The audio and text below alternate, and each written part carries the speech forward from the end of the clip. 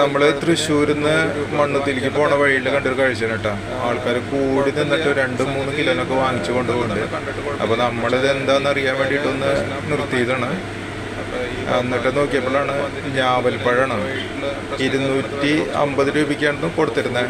ഈ ഞാവൽപ്പഴം തമിഴ്നാട്ടിൽ നിന്ന് അവിടെ നിന്നൊക്കെ വന്ന് വണ്ടിയിലായിട്ട് കൊടുത്തിരുന്നത്. ഇപ്പം ഈ സാധനം 100 രൂപയ്ക്കാണ് കൊടുക്കണേ കേട്ടോ. 100 രൂപയുള്ളൂ കിലോന്.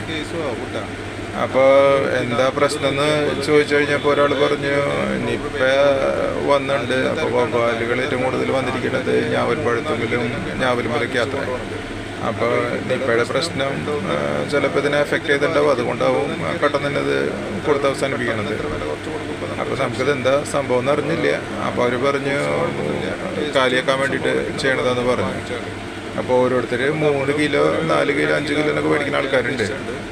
അത്രയധികമാണ് മേടിച്ചു കൊണ്ടുപോകണത്.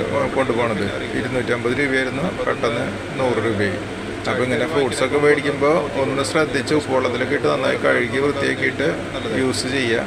അതായിരിക്കും നല്ലത്.